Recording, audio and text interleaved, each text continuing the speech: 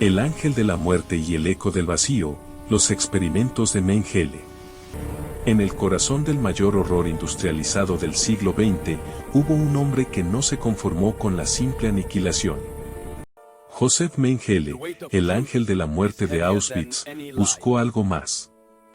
No solo quería destruir cuerpos, quería descifrarlos, doblegarlos, reescribir las leyes de la naturaleza.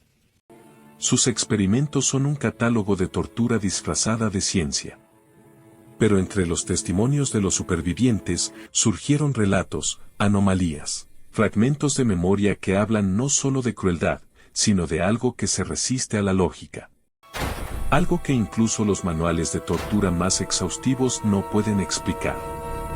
Hoy, nos adentramos en la sombra donde la historia documentada se encuentra con el eco de lo inexplicable. Él no solo jugaba a ser Dios. Jugaba con algo que ni Dios controlaba. Testimonio anónimo, superviviente de los bloques 10 y 11.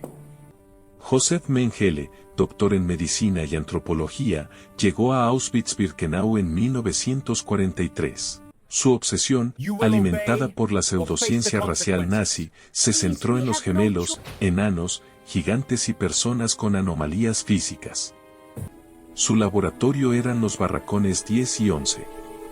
Su metodología, una mezcla de brutalidad metódica y curiosidad sádica, inyecciones directas en los ojos para cambiar su color, transfusiones cruzadas entre hermanos, amputaciones sin anestesia, suturas de gemelos para crear siameses artificiales. Miles de niños, principalmente judíos y romaníes, fueron sus sujetos. La mortalidad superaba el 90%. Estos son hechos. Están documentados, probados, son el horror concreto. Historiadora doctora Eva K. Mengele operaba con una impunidad total. Sus estudios carecían de rigor científico alguno. Eran caprichos mortales, una colección macabra de órganos y datos sin sentido. Pero es aquí donde la narrativa histórica se fractura. Donde los testimonios empiezan a describir fenómenos que desafían la comprensión. No hablamos de la crueldad, que es comprensible en su inhumanidad. Hablamos de efectos secundarios imposibles. Primer testimonio, el silencio de los gemelos. Varios supervivientes relataron que, tras ciertas inyecciones o procedimientos, gemelos que antes estaban conectados de manera vital, casi telepática, caían en un estado de aislamiento absoluto. No era un daño neurológico común. Uno podía gritar de dolor mientras el otro, al lado, permanecía en un estado catatónico de calma perfecta, como si el vínculo hubiera sido cortado quirúrgicamente de un modo que la neurología no puede explicar. Una enfermera prisionera, Irena B. declaró, era como si le hubiera robado el alma a uno para dársela al otro. Y luego ambos quedaban vacíos. Segundo fenómeno, las mediciones de la desgracia. Mengele obsesionaba con medirlo todo, ángulos faciales, distancias entre ojos, longitudes de miembros. Pero testigos afirman que tras ciertas mediciones, especialmente con un extraño dispositivo de espejos y luces que usaba en ojos oscuros, ocurrían cambios acelerados. Un niño cuyo cabello habría encanecido en horas. Otro cuya pigmentación en la piel mostraba patrones geométricos. No eran quemaduras. Eran como si el cuerpo, bajo un estrés indescriptible y una manipulación específica, respondiera de una manera biológicamente imposible, como si intentara adaptarse a un modelo genético forzado.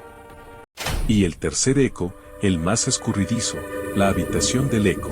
Algunos prisioneros asignados a limpiar su consultorio hablaban de una pequeña sala auxiliar, siempre cerrada.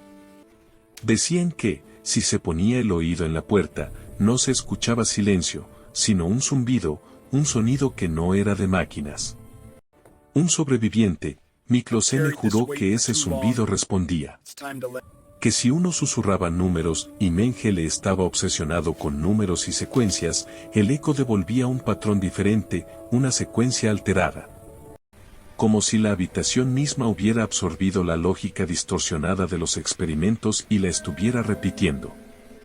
¿Son estos relatos metáforas del trauma? ¿Alucinaciones inducidas por el hambre y el terror? Sin duda, esa es la explicación primaria y más sólida. La mente humana, enfrentada a lo inefable, crea narrativas para sobrevivir al recuerdo. Pero hay un hecho histórico concreto, documentado por la inteligencia aliada y por cazadores de nazis, que da un giro inquietante a todo esto. La obsesión de Mengele por el folclore y el ocultismo. No era un científico puro. Estaba profundamente influenciado por las sociedades Thule y Ahnenerbe, ramas esotéricas del nazismo que buscaban pruebas de Hiperbórea, de poderes ancestrales arios. Sus experimentos con gemelos no solo buscaban dominar la genética, buscaban, en la cosmovisión nazi más radical, acceder al vínculo primordial, a la supuesta capacidad telepática de los ancestros puros. ¿Y si los procedimientos de Mengele no eran solo pseudociencia torpe, sino rituales distorsionados? Experimentos que, sin quererlo, tocaban algo que la ciencia aún no define. La idea de una conciencia compartida en gemelos tiene base en estudios modernos de psicología y física cuántica. ¿Qué ocurre cuando esa conexión es violada de la manera más brutal y sistemática imaginable? Los testimonios podrían estar describiendo, con el lenguaje del horror, un fenómeno real, el colapso observable de un campo de conexión humana bajo estrés experimental extremo. Mengele, el brujo torpe, pudo haber estado jugando, sin saberlo, con los fundamentos mismos de la conciencia vinculada. Teorías y posibles explicaciones. Las explicaciones se bifurcan. 1. La explicación psicológica y histórica. Trauma masivo. Los recuerdos se contaminan, el dolor colectivo cristaliza en metáforas poderosas. El zumbido era quizás una máquina de rayos X o un generador. Los cambios eran enfermedades o el efecto del hambre.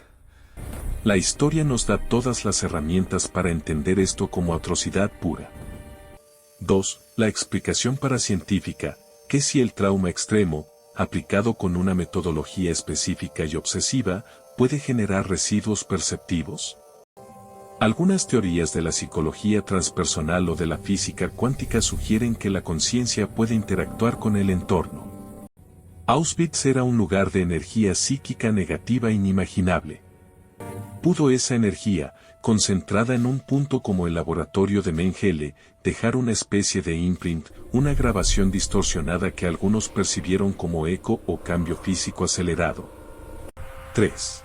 La explicación del horror puro. Simplemente, los límites de lo humano fueron traspasados de tal forma que lo que ocurrió allí se sitúa más allá de nuestro vocabulario. Lo inexplicable es, en sí mismo, la única descripción fiel. Joseph Mengele huyó, vivió escondido y murió sin ser juzgado. Sus notas nunca fueron encontradas. Quizás fueron destruidas. O quizás, como sugieren algunos informes marginales, contenían observaciones que él mismo no podía clasificar. Anotaciones al margen sobre respuestas no previstas, efectos secundarios del vacío. La pregunta final no es si había magia en Auschwitz. La había, la magia negra de la ideología y la industrialización de la muerte. La pregunta es, ¿qué sucede cuando un hombre, armado con la autoridad de un sistema infernal, intenta forzar los misterios más profundos de la vida? ¿Qué eco deja ese intento en el lugar, en la memoria, en la trama misma de lo real? Los muros de los barracones 10 y 11 siguen en pie. En silencio. O quizás, no del todo. Si este viaje a los límites de la historia y el misterio te hizo reflexionar, suscríbete para adentrarnos juntos en más enigmas olvidados. Un like ayuda a que el algoritmo comparta estas historias con más mentes curiosas. Tu apoyo permite que este canal siga investigando y documentando. Déjanos en los comentarios, ¿crees que el horror extremo puede, de algún modo, abrir una grieta en lo que percibimos como realidad? Gracias por vernos. Hasta la próxima incursión en la sombra.